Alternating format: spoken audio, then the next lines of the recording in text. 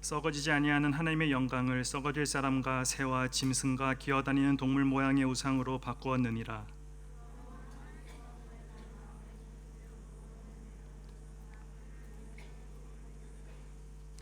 이는 그들이 하나님의 진리를 거짓 것으로 바꾸어 피조물을 조물주보다 더 경배하고 섬김이라. 주는 곧 영원히 찬송할 이시리로다. 아멘.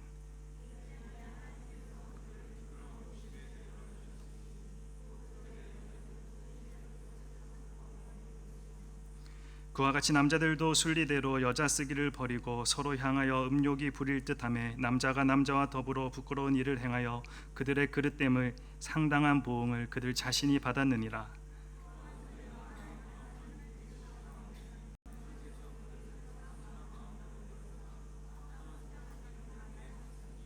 곧 모든 불의, 추악, 탐욕, 악의가 가득한 자요, 시기, 살인, 분쟁, 사기, 악독이 가득한 자요, 수근수근하는 자요,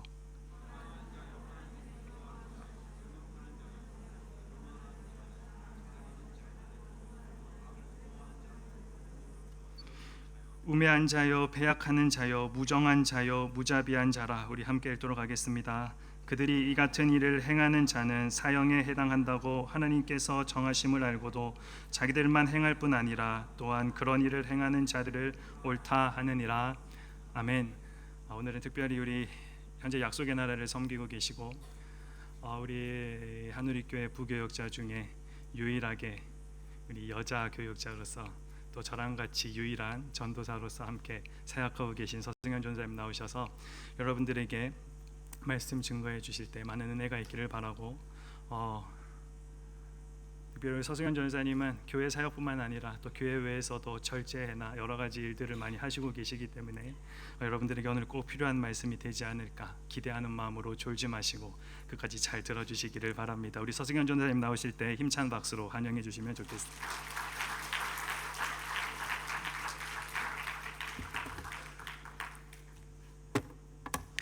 유일한 여자 교육자라고 말씀하셨는데,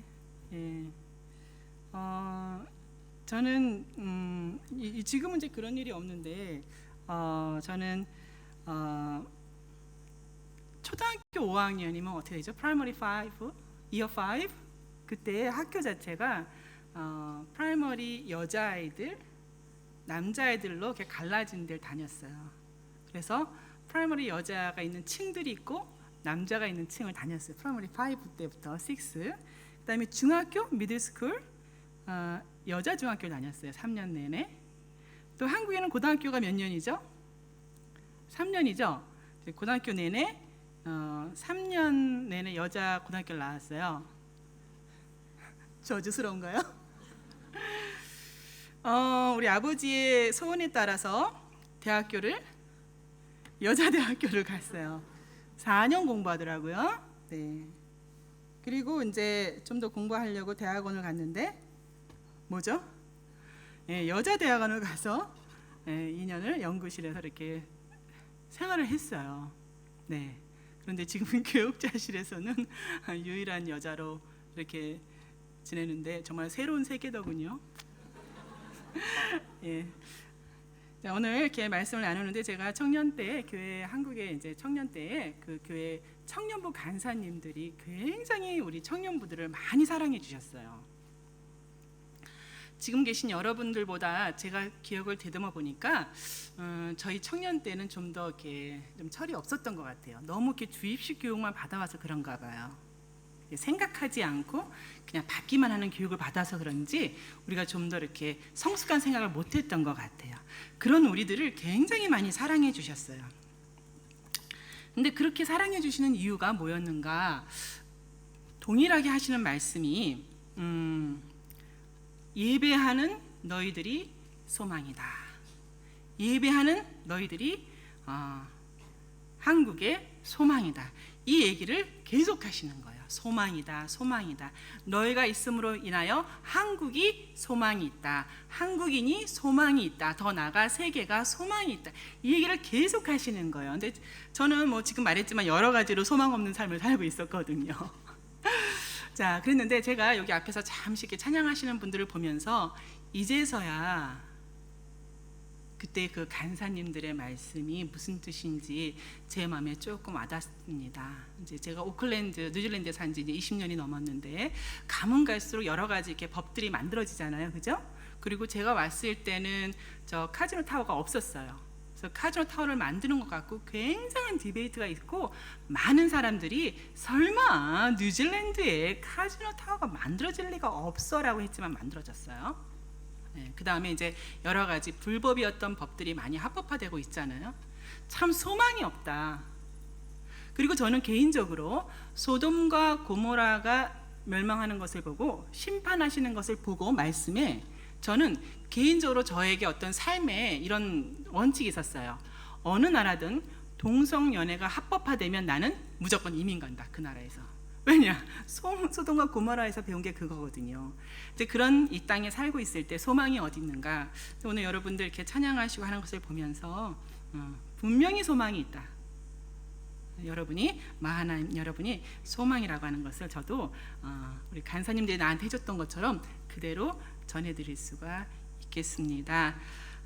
이제 오늘 읽으신 로마서 1장 21절에 여러분과 달리 그들은 하나님을 알되 하나님을 영화롭게도 아니하며 감사하지도 아니하고 오히려 그 생각이 허망하여지며 미련한 마음이 어두워졌나니 하나님을 영화롭게 하지 아니하고 미련한 마음이 어두워지나니라고 이제 시작하는 게 로마서 1장의 이제 끝부분이에요.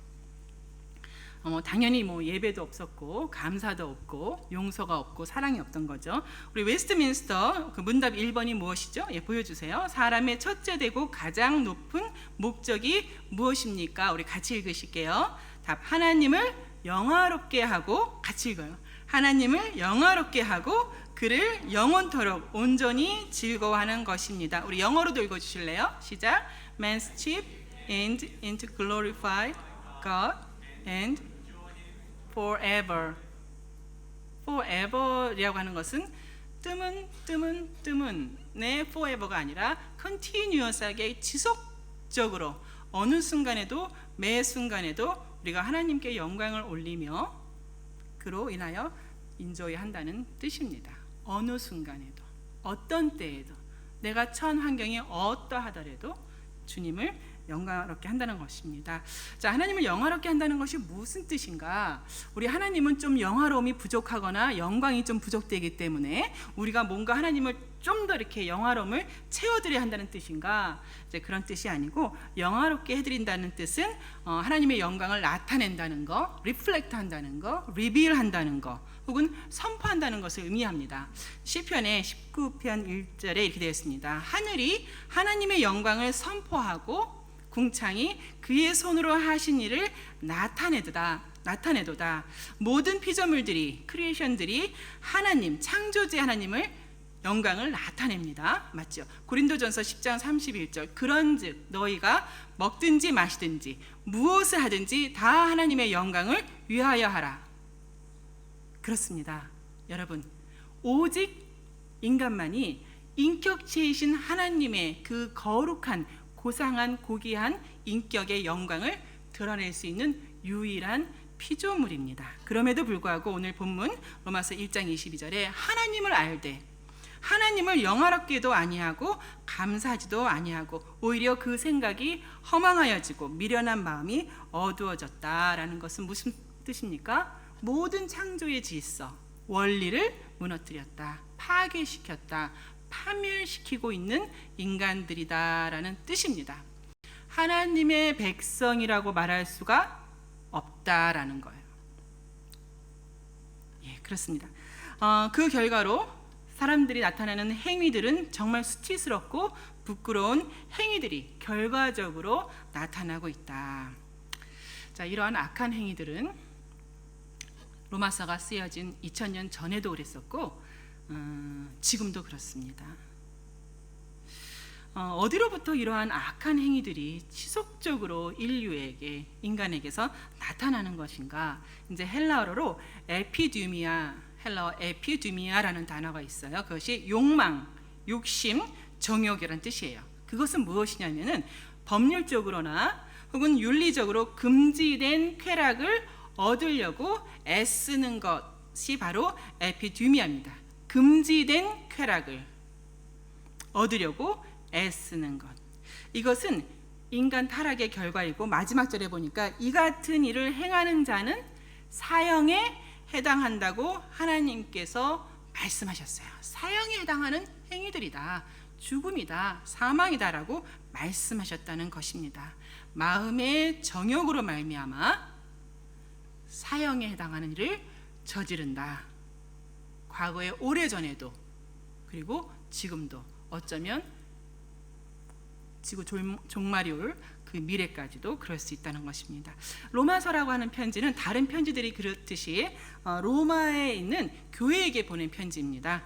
로마서 1장 7절에 로마에서 하나님의 사랑하심을 받고 성도로 부르심을 받은 모든 자에게 편지한다. 이제 이렇게 되어 있습니다. 이제 로마서 뒤쪽에 가면 16장에 가면 이제 바울이 로마 교회에 있는 성도들에게 인사를 좀 전해달라, 안부를 전해달라, 문안해달라라는 표현이 있는데 그때 아굴라와 브리스길라에게 문안해달라, 안부 전해달라 이렇게 합니다. 즉 뭐죠?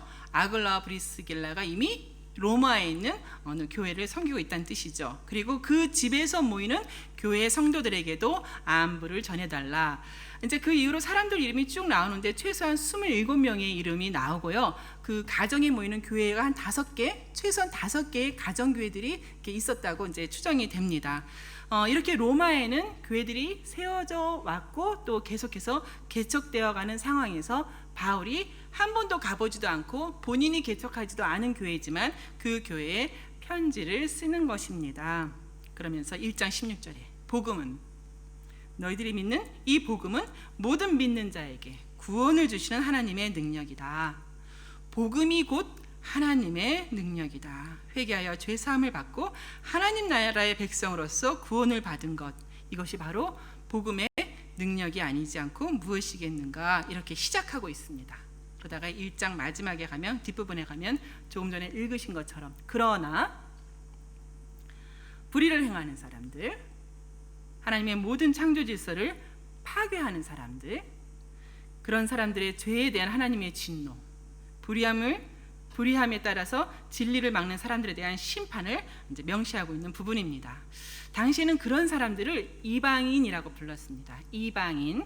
근데 지금은 그런 사람들을 뭐라고 부를 수 있는가? 지금은 세상 나라의 사람들, 세상 나라, the secular world라고 부를 수 있습니다. 세상 나라라고 하는 것은 하나님 나라, the kingdom of God, kingdom of heaven, 하나님 나라가 아닌 이제 세상 나라 이렇게 이제 구별해서 말할 때입니다. 하나님 나라라고 하는 것은 하나님의 통치하심을 받고 하나님의 계명을 중시 여기고 하나님의 법을 나의 모든 감정이라든가 판단이라든가 생각보다 더 priority, 더 우선순위로 두고 사는 사람들, 그게 바로 하나님 나라의 백성이고, 그렇지 않은 사람들, 하나님의 법이 그러하다는 것을 알면서도 나의 감정, feeling, 나의 판단, 나의 원하는 것들에 따라서 살아가는 사람들, 그런 사람들을 세상 나라의 사람들이라고 합니다.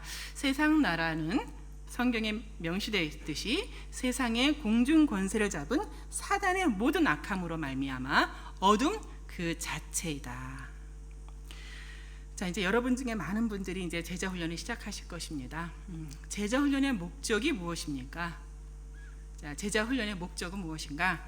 네, 물론 당연히 하나님을 영화롭게 하며 모든 순간에 하나님을 영화롭게 하고 하나님으로 인하여 즐거워하는 것이며, 더 나아가서 이러한 세상 나라에, 악한 세상 나라에 하나님 나라를 선포하고 회개하라, 하나님의 나라가 가까이 왔다라고 전하는 사람들, 제자가 된다는 뜻입니다. 우리 마하나임 여러분 모든 사람들이 이렇게 하나님 나라를 선포하는 앰베서더, 하나님의 대사와 같은 그런 삶을 사시기를 축원합니다. 사도 바울이 로마서를 쓴 시기와 장소는 어떠한가? AD 57년 1세기 때에 사도 바울이 제3차 전도 여행을 하던 중에 고린도를 방문합니다. 그래서 고린도에서 그 로마 식민지가 아닌, 콜로니가 아닌 로마 본토, 로마의 그 메인랜드에다가 쓰는 편지입니다. 바울은 로마의 시민입니다. 로마에 살지 않더라도 로마의 시민이라는 것으로 누리는 혜택과 특혜, 특권이 어마어마한 시대입니다. 지금의 무슨 강대국이라고 하는 뭐라고 할까요? 미국, 소련, 비교가 안 되는 정말 최강의 나라 로마의 시민이라고 하는 것, 재판 없이는 결코 어떠한 일로도 사형을 당하지 않을 권리, 또한 곡식을 언제든지 배급받을 권리, 즉 로마 시민이 굶는 일은 없다는 것입니다. 군대에 갈 수 있는 권리, 지금의 어느 시민과도 비교가 안 되는 특수 계층의 사람들입니다. 우리 잠깐 사진 그림을 좀 보여주세요. 초록색으로 보이시는 부분, 초록색으로 이렇게 보이는 부분에 이제 발칸반도, 발칸 페닌슐라고 그 당시 이름은 마게도니아, 성경에는 마케도니아라고 되어 있는 이제 발칸반도입니다.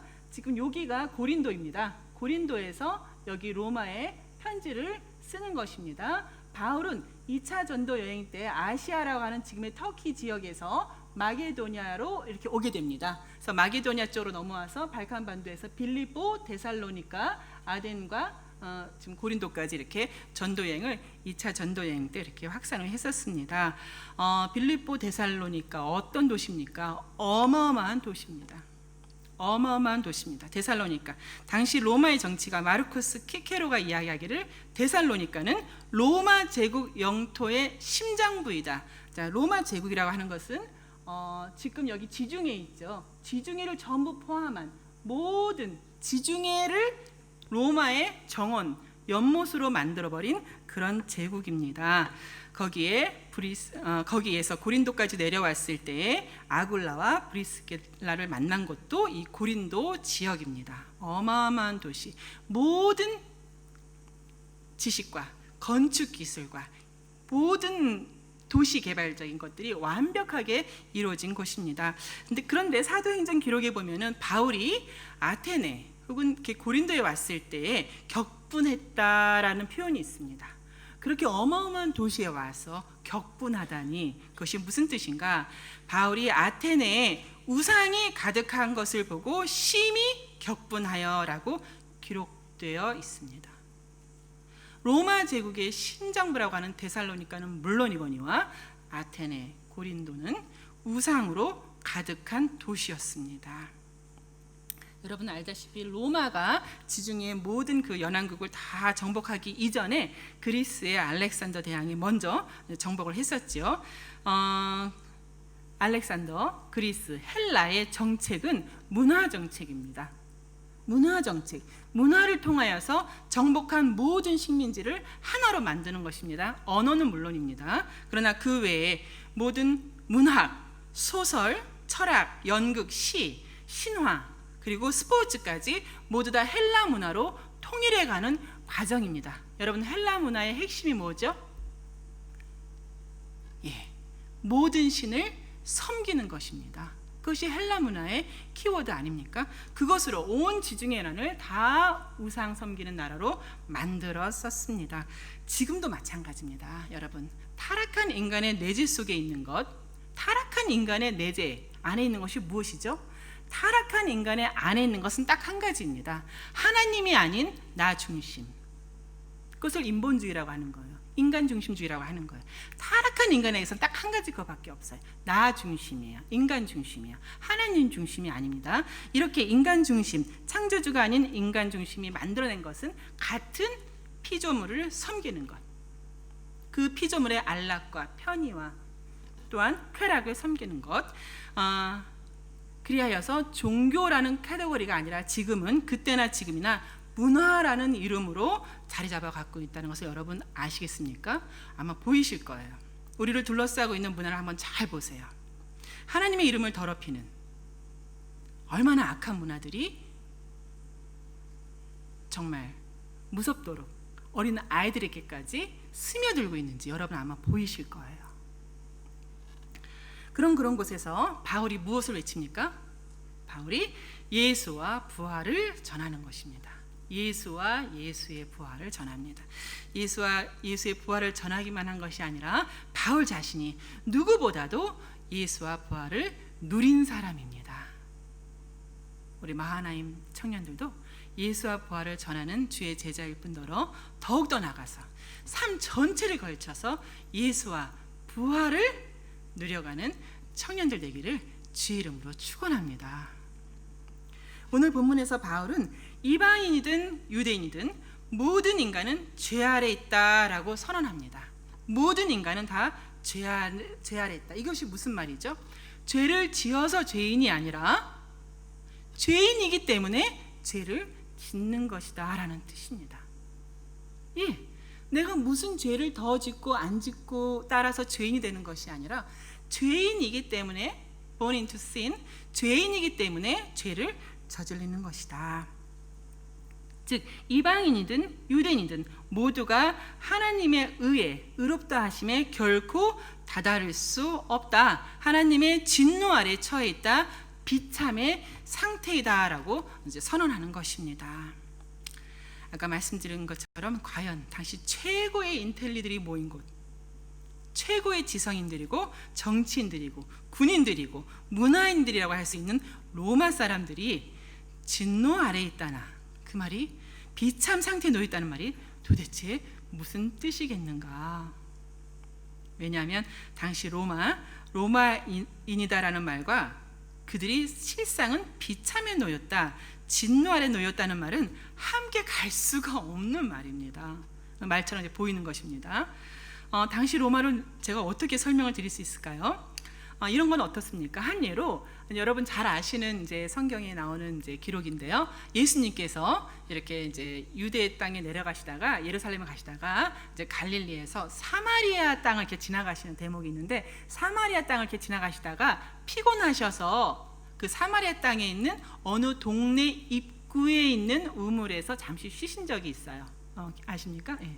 그럴 때 이제 제자들이 먹을 것을 구하러 가고 뭐 이렇게 사마리아 여인이 이렇게 예수께 나와서 그 유명한 사마리아 여인과의 대화, 생수에 대한 이제 이야기가 진행됩니다. 이제 그런 문화적인 배경을 보면 동네 어귀에 있는 입구에 있는 이제 우물 하나, 이제 이런 그런 시대 때에, 같은 시대 때에 로마에서는 어느 가정이든지 간에 그 가정에서 20m, 뭐 여기서 뭐 저쯤 되겠죠. 20m 이내에서 다 공용 수도 시설이 다 돼 있었어요.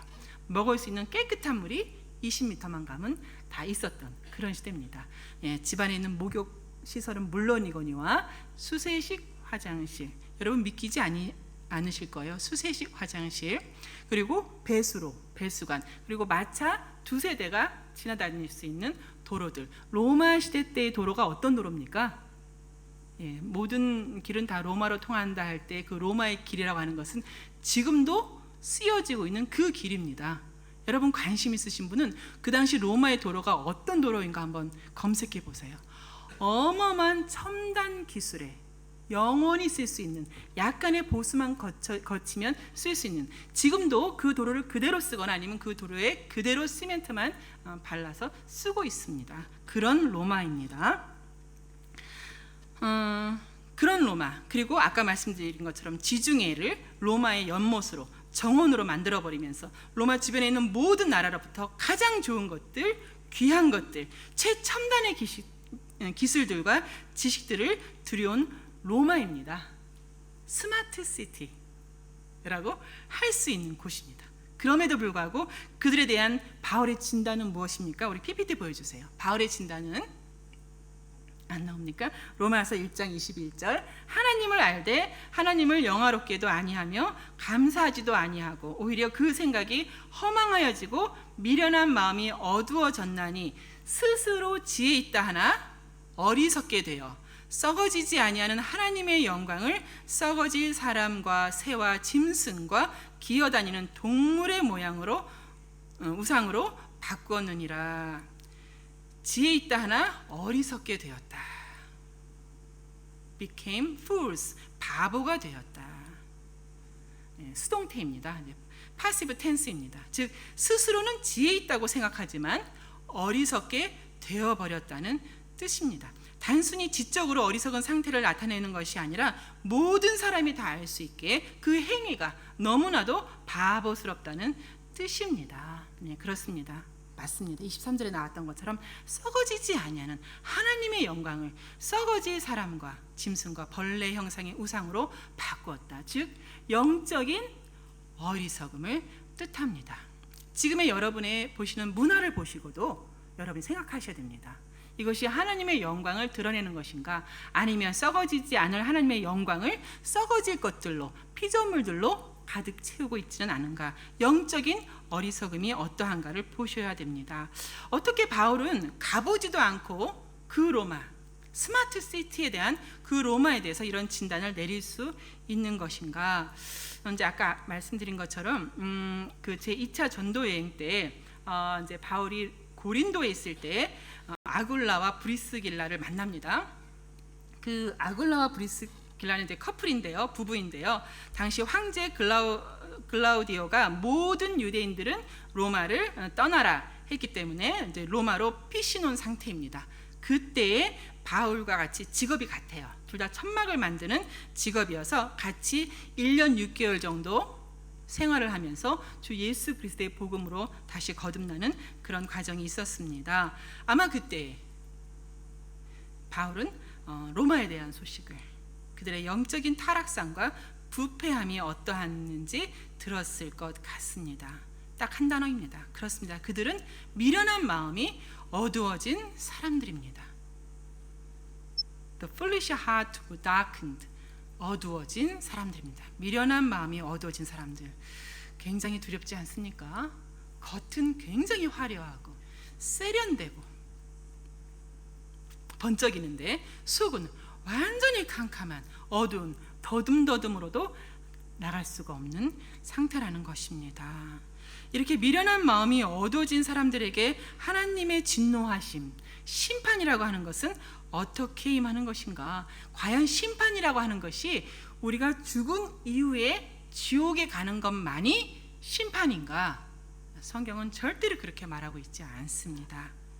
로마서 1장 아까 읽었던 것 중에 24절, 이제 26절, 28절만 제가 모아봤습니다. 네, 보여주세요. 하나님께서 그들을 마음의 정욕대로 더러움에 내버려 두사. 그 다음 슬라이드입니다.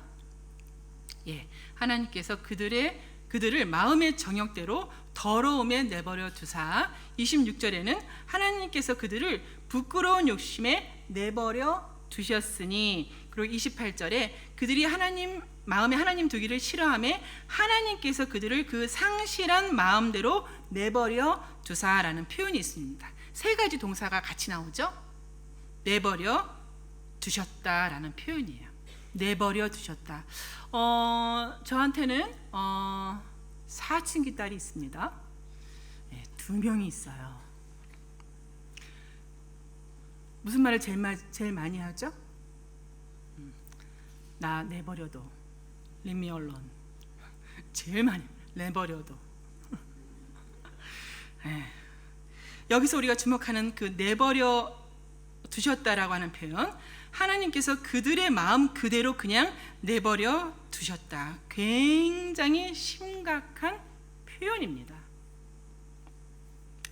1번 같이 읽겠습니다. 1번 같이 시작. 내버려 두신 abandonment로 범죄한 영혼들을 심판하시는 하나님이시다. 내버려 두심으로 범죄한 영혼을 심판하시는 것이다.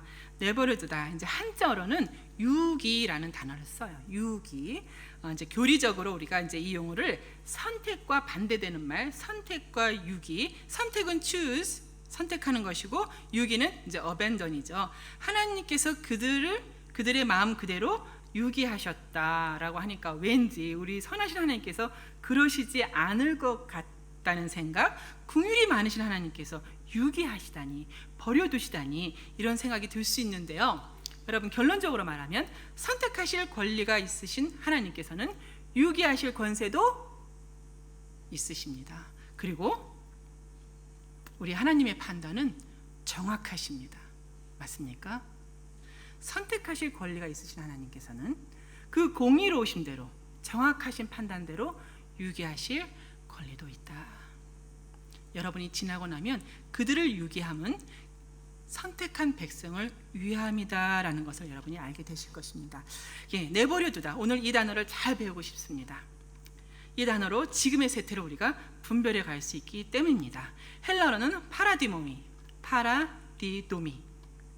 give up, abandon, 버리다, 포기하다, 넘겨주다, 번복함이 없는 결단의 뜻을, 의지를 지닌 단어입니다. 성경에서는 119회 정도 이 단어가 나오는데 법정에 넘겨주다.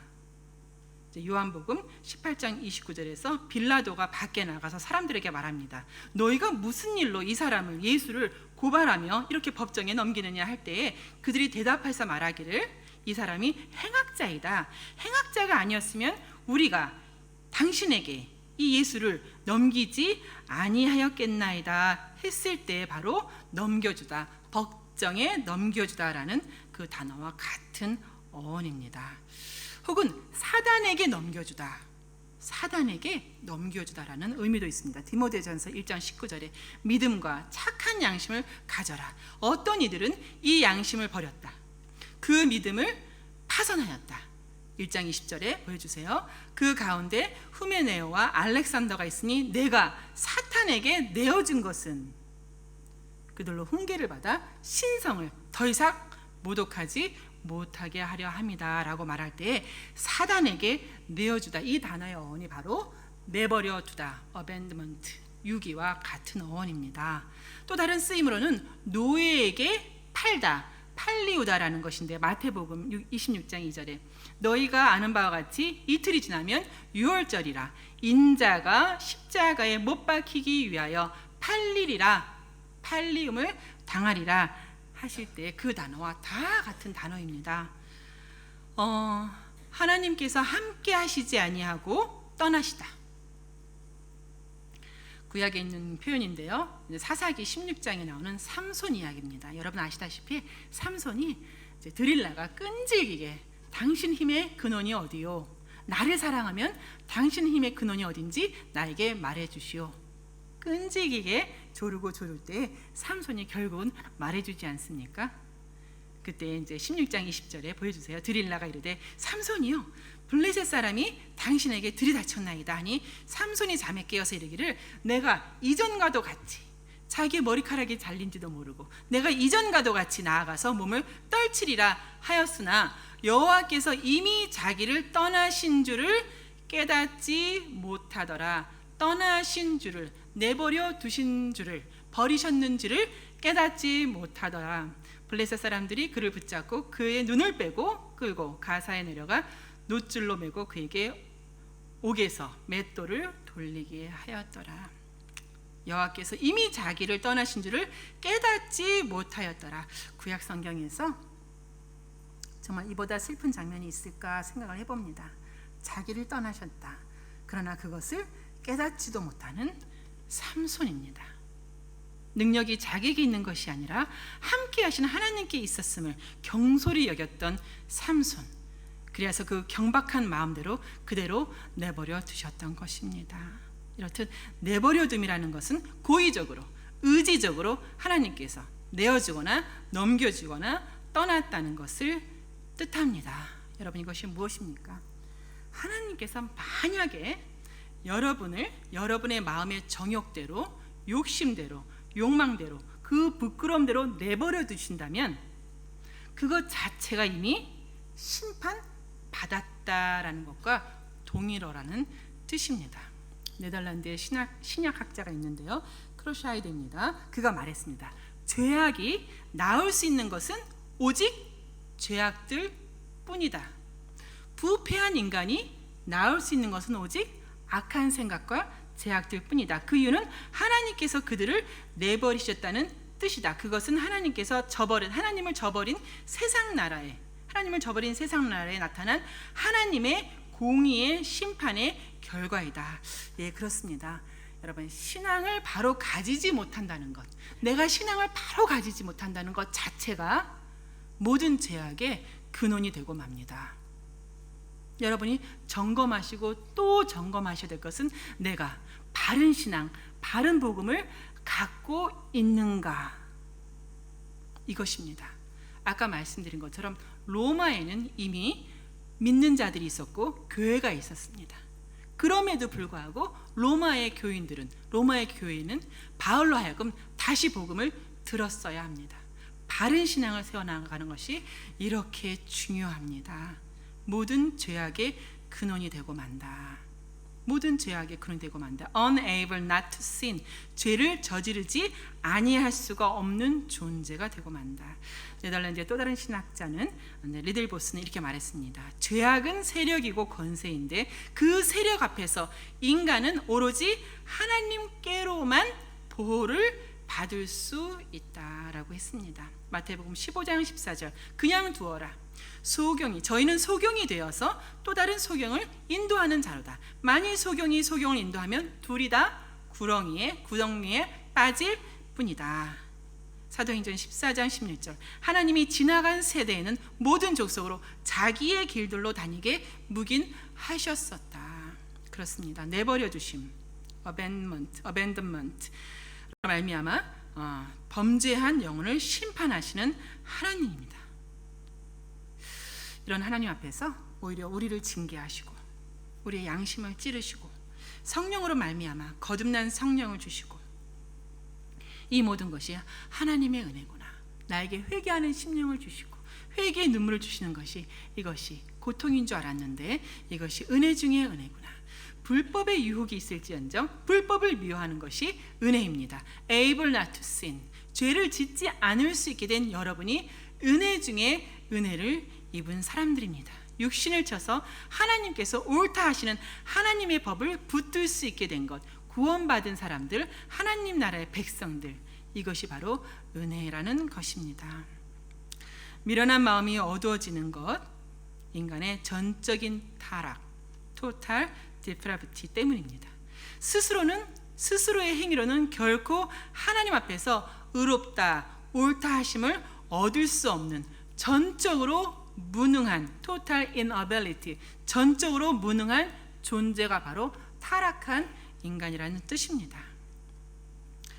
자, 그렇다면 주 예수 그리스도를 믿음으로 말미암아 의롭다함을 입은 주의 제자들이 이 땅에서 어떻게 살아가야 하는가? 세상 나라는 어떻게 하나님 나라, 세상 나라야. 이 악한 세상 나라에서 우리가 어떻게 하나님 나라의 가치를 구현해 갈 수 있는가? 타락한 마음 그대로 유기된 사람들이 세어가는 자신들만의 세상, 하나님을 저버린 사람들의 세상은 어떠하며 제자된 우리의 사명은 무엇이겠는가? 2번, 세상 나라는 현재 사형에 해당하는 죄를 짓고 있다. 지금의 세상의 나라는 사형에 해당하는 죄를 꾸준히 짓고 있다. 썩어지지 아니하는 하나님의 영광을 내어버리고 썩어질 사람과 짐승 피조물을 섬기는 것, 그것이 바로 그때나 지금이나 세상 나라, 세상 종교의 현상입니다. 외모 지상주의, 물질 만능주의, 스펙이 인격을 보다 앞서가는 나라, 앞서가는 세상입니다. 여기서 세상 나라라고 하는 것은 사탄이 공중 권세 잡음으로 인하여서 악한 세력이 왕노릇하는 나라를 뜻한다고 말씀드렸습니다. 즉 하나님 나라를 상실하고 저버리고 자기의 욕심대로, 자기의 마음에 끌리는 대로, 감정대로, 필링대로 살아가는 사람들이 만들어가는 세상입니다. 그들이 범죄는 이제 이렇게 되어 있습니다. 첫 번째, 그들의 죄악성은 서로의 몸을 욕되게 하는 성적인 범죄입니다. 화면 보여주세요. 1장 24절. 그러므로 하나님께서 그들을 마음의 정욕대로 더러움에 내버려 두사 그들의 몸을 서로 욕되게 하셨으니, 더러움이라고 하는 것은 불결함이죠. 불결함 가운데 두셨다는 거죠. 도덕적인 의미에서는 부도덕성, 성적인 악덕을 가리킵니다. 성적인 음란함을 가리킵니다. 더러움이라는 단어, 음란함이라는 단어는 같이 가는 단어입니다. 바울이 고린도 교회에 쓴 편지 중에 이런 염려가 있습니다. 내가 너희에게 다시 갈 때에 내 하나님이 나를 너희 앞에서 낮추실까 두려워하고, 또 내가 전에 죄를 지은 여러 사람들의 그 행한 바 더러움과 음란함과 호색함을 회개하지 아니함 때문에 슬퍼할까 내가 두려워하느니라. 더러움과 음란함과 호색함, 마음의 정욕대로 더러움에 내버려두면 오로지 드러나는 것은 음란함과 호색함입니다. 갈라디아서 5장 19절. 육체의 일은 분명하니 곧 음행과 더러운 것과 호색함이라. 육체의 일은 분명합니다. 한 가지입니다. 하나님을 저버린 사람들이 추구하는 육체의 일은 딱 한 가지입니다. 음란함입니다. 그렇습니다. 하나님께서 내버려 두심으로 인하여 죄악이 그대로 드러나는 것 중에 대표적인 것이 성적인 범죄입니다. 서로의 몸을 서로 욕되게 하다. Degrading of these bodies with one another. Degrading 하다. Degrading 하다. 서로의 몸을 명예롭지 못하게 만들다. 이 범죄가 인간이 가장 쉽게 범하는 범죄이면서도 인간에게 가장 치명적인 해악이다라고 성경은 말하고 있습니다. 왜냐하면 사람 몸에 저지르는 죄이기 때문이다. 특히 당시 로마 세계에서는 많은 사람들이 쾌락에 심취하여 있었습니다. 좀 더 쾌락하고자 하는 것들이 경쟁적으로 일어나고 있었다는 뜻입니다. 또한 종교적인 관행으로의 성적인 탈선을 오히려 허용하기도 하였기 때문에 아무런 제어 장치가 없는, 브레이크 장치가 없는, 절제되지 않은 성적인 범죄들과 타락이 만연되었습니다. 이것이 지금의 세상 문화하고도 많이 같습니다. 두 번째 죄악은 무엇인가? 26절. 이 때문에 하나님께서 그들을 부끄러운 욕심에 내버려 두셨으니 곧 그들의 여자들도 순리대로 쓸 것을 바꾸어 영리로 쓰며 27절. 그와 같이 남자들도 순리대로 여자 쓰기를 버리고 서로 향하여 음욕이 불붙듯하매 남자가 남자와 더불어 부끄러운 일을 행하여 그들의 그릇 때문에 상당한 보응을 그들 자신이 받았느니라. 인간의 부끄러운 욕심으로 행하는 것들은 여자가 여자를 향하여 남자가 남자를 향하여 불타는 정욕으로 행하는 동성연의 음란 중독 증상이라는 것입니다. 음란 중독 증세. 하나님께서 부끄러운 욕심에 내어버려 두심으로 말미암아 동성연애에 빠져나갈 수 없는 그 중독성에 사로잡힌다는 뜻입니다. 바울은 그들의 그릇됨으로 말미암아 그들 자신이 상당한 보응을 받았다, 페널티를 받았다라고 말합니다. 현재 여러 나라와 마찬가지로 한국에서도 급격히 늘고 있는 에이즈 환자의 증가와 그 연령대는 정말로 무섭습니다. 생각해 보세요. 14세, 15세의 아이들이 에이즈 환자가 되고, 그렇습니다. 동성연애의 무서운 결과들이 잘 드러나고 있습니다. 이것이 바로 그 부끄러운 욕심대로 내버려 두심의 심판의 결과라는 것입니다. 또 마지막으로 어떠한 죄들이 만연해 있는가? 또한 28절부터 보여주세요. 그들이 마음에 하나님 두기를 싫어하매 하나님께서 그들을 그 상실한 마음대로 내버려 두사 합당하지 못한 일을 행하게 하셨는데 곧 모든 불의와 추악과 탐욕과 악의가 가득한 자요 시기와 살인과 분쟁과 사기와 악독이 가득한 자요 수근수근하는 자요 비방하는 자요 하나님께서 미워하시는 자요 능욕하는 자요 교만한 자요 자랑하는 자요 악을 도모하는 자요 부모를 거역하는 자요 우매한 자요 배약하는 자요 무정한 자요 무자비한 자요 그들이 이 같은 일을 행하는 자는 사형에 해당한다고 하나님께서 정하심을 알고도 자기들만 행할 뿐만 아니라 또 그런 일을 행하는 자들을 옳다고 하느니라 되어 있습니다. 여러분, 세계관이라는 단어가 있죠. 월드뷰, 세계관이라는 단어가 있어요. 지금 세상에서는 세계관을 바꿔나가고 있어요. 이게 무슨 말이죠? 안경을 바꾸는 거예요. 절대 진리, 성경이라고 하는 안경으로 세상을 봐야 돼요. 맞죠? 절대 진리, 성경이라고 하는 안경을 통하여서 세상을 봐야 되는데 이 안경을 바꾸는 거예요. 안경을 다른 안경으로 바꾸어가는. 그래요? 세상이 하나님께서 죄라고 불법이라고 했던 것도 안경을 바꾸고 나니까 합법이지 않겠는가? 자, 이렇게 해가는 과정입니다. 아시겠죠? 또 한 가지는 데피니션을 바꾸는 세상이에요. 이게 뭐죠? 결혼이란 한 남자와 한 여자가 하는 것이 결혼이라 하는 데피니션이에요. 근데 지금은 그렇지 않죠. 한 남자와 한 여자가 하는 것을 결혼이라고 하는 데피니션 자체를 바꾸어버리지 않습니까?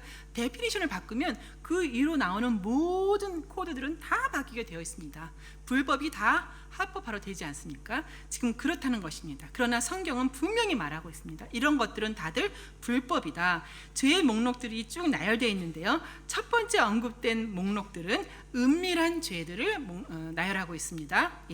모든 불의와 취악과 탐욕과 악함, 거룩함에 결코 이르지 못하는 타락한 인격 형성하는 죄악입니다. 거룩함에 이르지 못한다는 말이 무슨 말이죠?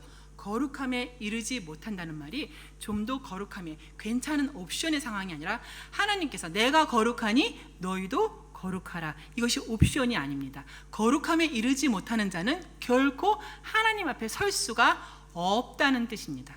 거룩함에 이르지 못하게 하는 그 죄악상들이 열거되고 있습니다. 두 번째 죄의 목록은 타인에게 철저하게 고통을 주는 죄의 목록들입니다. 시기하고 살인하고 분쟁하고 또 사기치고 또 악독이고 수근수근 거십하고 하는 그런 것들입니다. 칼이라든가 화살로만 사람을 죽이는 것이 아니지 않습니까? 새치혀로도 사람을 죽인다 하지 않습니까? 이러한 악한 행위들이 나온다. 세 번째 죄악의 목록은 무엇입니까? 아름다운 주의 공동체를, 가정을, 교회를, 또한 소그룹을, 사회를 고통을 주면서 거기를 분해 나가는, 파헤치는, 해치는 그런 죄들입니다. 비방하고 능욕하고 교만하고 자랑하고 악을 도모하고 부모를 거역하는 것입니다. 복된 공동체가 아니라 저주스러운 공동체로 타락시키는 죄악들이 만연해진다는 뜻입니다. 마지막 네 번째 나오는 죄의 목록은 하나님을 배반하는, 하나님을 향한 직접적인 죄들이 나열되어 있습니다. 우매하며 배약하며 무정하며 무자비한 죄들이 나타나고 있습니다. 하나님의 언약을 저버리고 하나님의 모든 창조 질서를 파괴해가는 그러한 죄들입니다. 내버려 두심에 따라 상실한 마음에 부끄러운 욕심에 끌려서 짓는 모든 죄들, 성경에서는 사형에 합당한 죄다, 영원한 지옥에 떨어질 죄들이다라고 말하고 있습니다. 또한 자기들만 행할 뿐만이 아니라 그런 일 행하는 자들을 옳다 하느니라 라고 했습니다.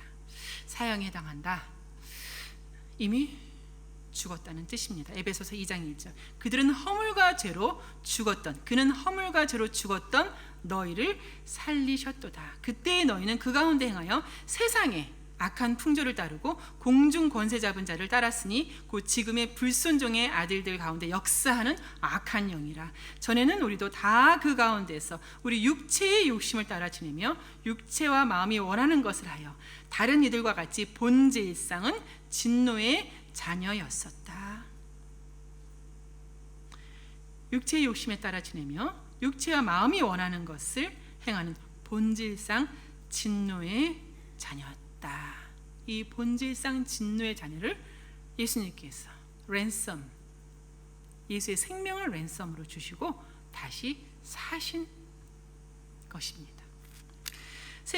현재 이제 세계에서 나타나고 있는 동성 연애자들의 게이 퍼레이드 같은 이런 집단적인 행동은 하나님의 법을 조롱하는 노골적인 행위입니다. 그리고 그것이 한 문명이 멸망할 즈음에는 나타나고 있었다는 것을 역사가 증명하고 있습니다. 로마의 제국도 그랬습니다. 그 어마어마한 로마의 제국이 어떻게 멸망을 당할 수 있죠? 네, 서로의 몸을 부끄럽게 명예롭게 하지 못하는 성적인 타락이 극에 달했을 때에 인간들은 멸망할 수밖에 없습니다. 지금은 어떻습니까?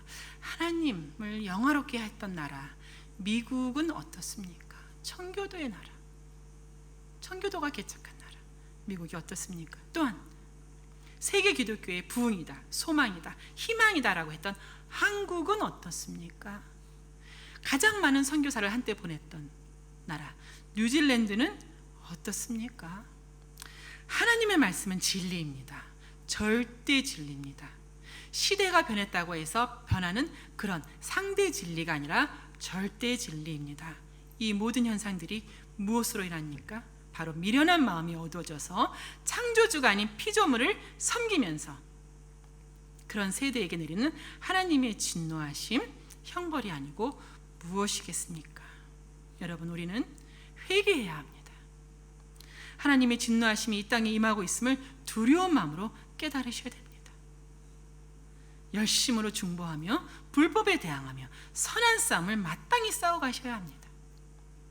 사도신경의 고백과 같이 예수님께서는 산 자와 죽은 자를 심판하러 오십니다. 살 자와 죽을 자를 심판하시러 오시는 것이 아니라 이미 산 자와 죽은 자가 있다는 뜻입니다.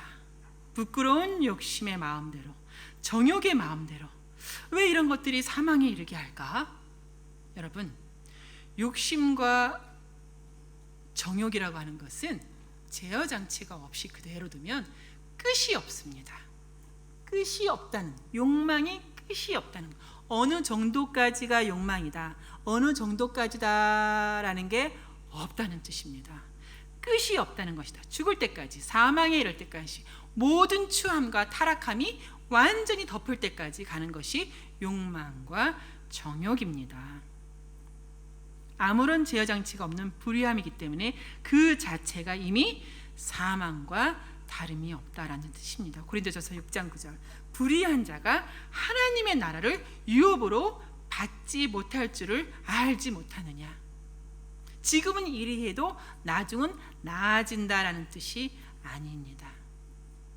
지금 불의한 자는 그의 욕망에 따라 끝까지 불의하다. 미혹을 받지 말라, 유혹을 당하지 말라. 음행하는 자나 우상 숭배하는 자나 간음하는 자나 탐색하는 자나 남색하는 자나 도적이나 탐욕을 부리는 자나 술 취하는 자나 모욕하는 자나 속여서 빼앗는 자들은 하나님의 나라를 유업으로 받지 못한다. 여러분, 이게 무슨 말입니까? 하나님의 구원, 백성이 하나님의 유업을 받지 못하는 나라, 하나님을 만나는 말이 됩니까? 그런데 이것이 이스라엘에 있지 않았습니까? 너희 중에 이와 같은 자들이 있더니 주 예수 그리스도의 이름과 우리 하나님의 성령 안에서 씻음과 거룩함과 의롭다 하심을 받았느니라. 씻음과 거룩함과 의롭다 하심을 받았느니라. 여러분은 믿음으로 말미암아 거저 받으셨지만 이것을 주신 예수님은 거저 주신 것이 아닙니다. 여러분은 거저 받으셨어요. 여러분은 복음을 거저 받으셨어요. 그러나 그 복음을 전한 선교사들은 거저 준 것이 아니에요. 맞습니까? 그들의 생명을 내어주었고 그 가족들의 생명을, 어린아이들까지 얼마나 많은 사람들이 한국에 와서 죽었습니까?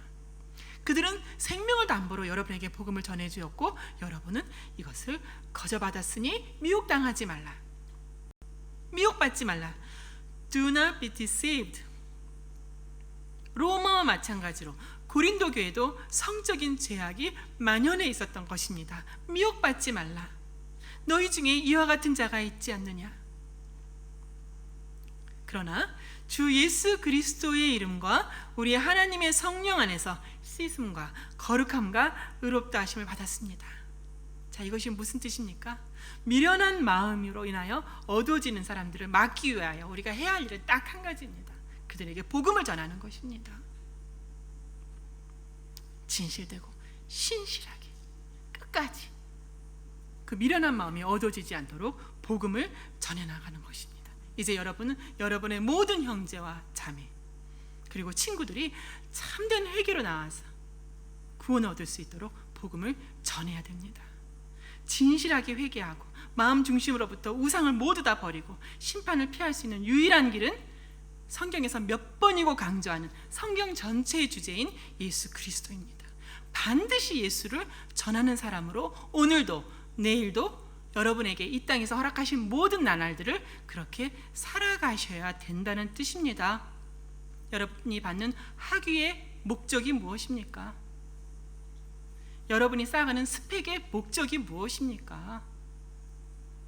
여러분이 받는 그 학위들은 수십만 수백 명이 이미 받아온 학위들입니다. 저의 인생에 대한 회의가 바로 그거였습니다. 배철러 학위가 생기고 마스터 학위가 생기고 이제 또 박사학위를 오클랜드에서 받으려고 했을 때 저에게 회의가 왔어요. 내가 받으려고 하는 이 모든 학위들은 수십만, 수백만 아니면 더 멋진 학위들, 엄청난 유명한 대학의 학위를 받은 사람이 너무나도 많다는 것을 알았어요. 그런데 세상은 또한 너무나도 많은 악이 있다는 것을 알았어요. 나도 예외는 아닐 것이다.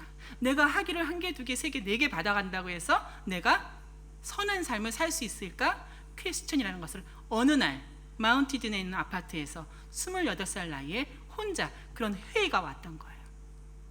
여러분은 무엇을 위하여 학위를 쌓고 계시지요? 여러분이 받으려고 하는 학위와 내가 받은 학위가 무슨 차이가 있겠죠? 그 학위가 여러분을, 나를 구원하지 못했는데 여러분을 구원하시겠습니까? 절대 그렇지 못합니다.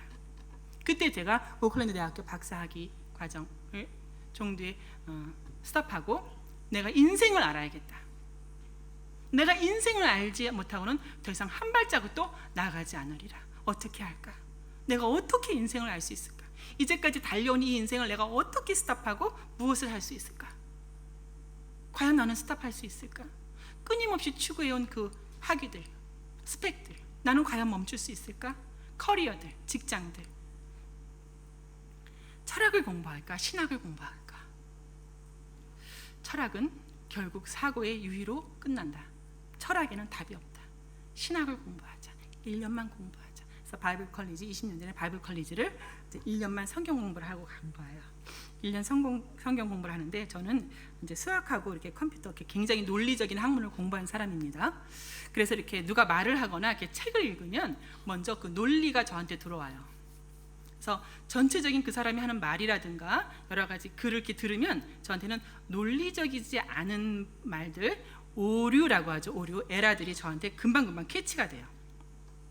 제1 오류, 제2 오류. 아마 여기 수학이나 그런 거 공부하는 사람들은 제 말을 알을 거예요. 제1 오류, 제2 오류, 제3 오류. 그 오류들이 다 저한테 들어옵니다. 성경을 그전까지 청년부를 보내고 그렇게 오랜 세월을 교회 생활을 했지만 성경 앞에 나 혼자 독대해 본 것이 처음이었어요. 성경을 보면서 제가 발견한 것, 오류가 없다. 오류가 없다. 논리적으로도 완벽하다.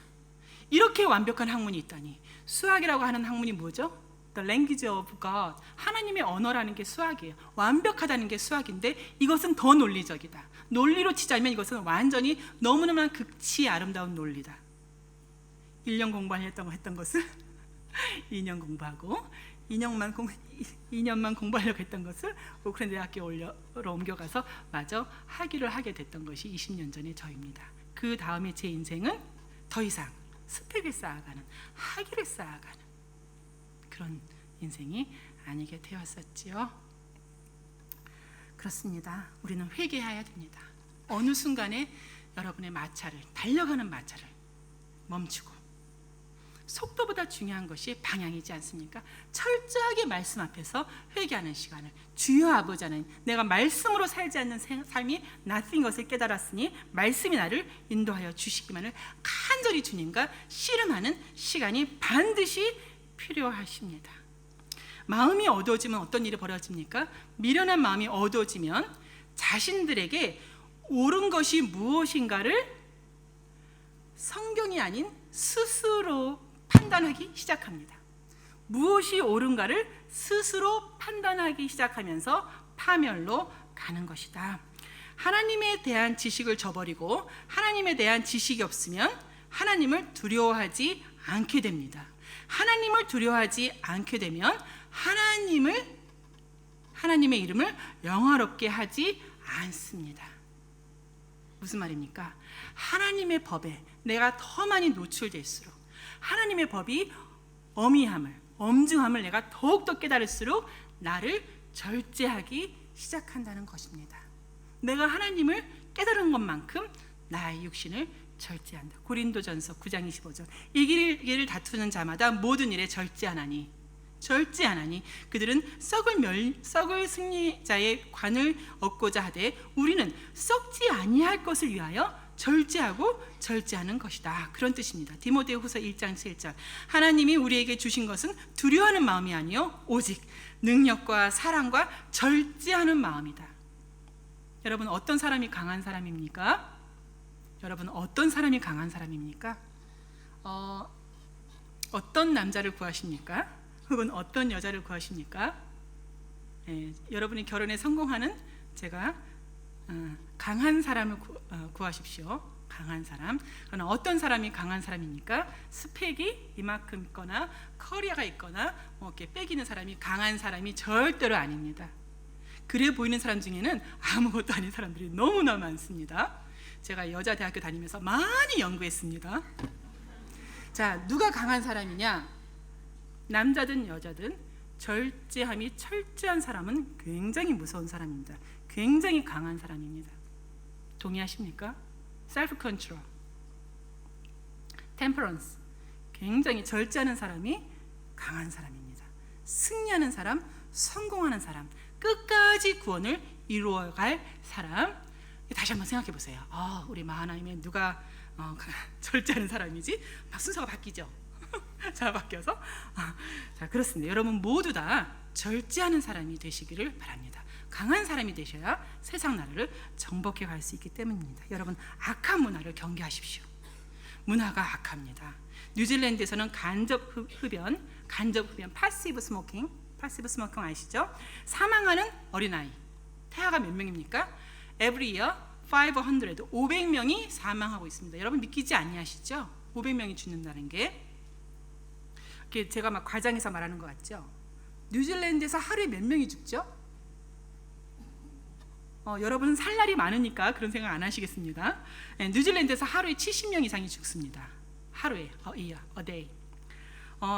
1년에는 그런 passive smoking으로 인하여 죽는 태아, 아기가 500명이고 세계적으로는 60만 명입니다. 게다가 세계적으로 2010년도 지금부터 7, 8년 전입니다. 담배 회사들이 있죠. 담배 제조 회사들의 수익금, 레베뉴가 있습니다. 그 수익금이 얼마만큼이겠는가? 담배 회사의 수익금이 얼마만큼이겠는가? 코카콜라, 마이크로소프트사, 맥도날드를 합한 수익금보다 훨씬 많은 수익금을 2010년도에 남겼습니다. 여러분, 담배가 점점 여성들이 좋아하게끔 또 담배 필 수 있는 연령이 낮아지는 것, 이것이 왜 이렇게 비즈니스가 성행하시는지 아시겠지요? 무시무시한 로비 활동과 거기에 나오는 수익금들의 전쟁입니다. 돈의 전쟁입니다. 과연 뉴질랜드 정부는 이러한 골리앗과 싸울 수 있을까?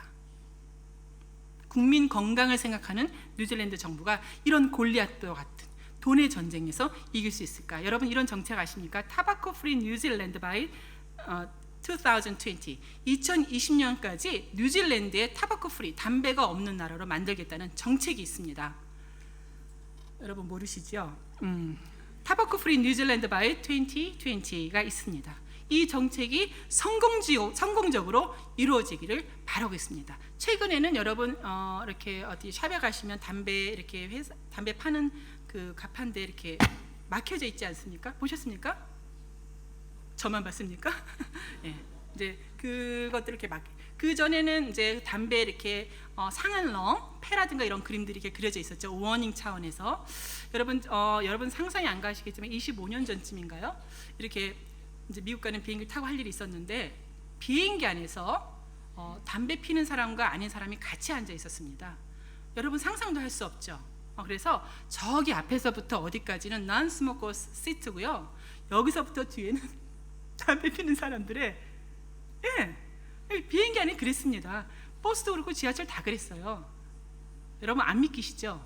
그랬던 것이 저같이 절제 운동하는 사람으로 말미암아 담배를 못 피게 하고 레스토랑도 마찬가지죠. 그래서 어느 공간에서는 공동구에서 담배를 못 피는 이런 정책들이 이제 이렇게 이루어져 가고 있습니다.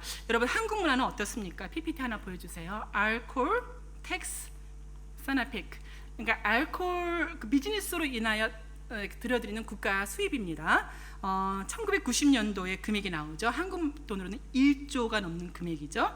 이제 세금으로 걷어들인 돈만입니다. 다가 99년도에는 2조가 넘어가는 훨씬 넘는 돈이 됐다가 2015년도에는 3조가 넘어갑니다. 뉴질랜드 달러로는 약 38억 달러에 해당하는 돈입니다.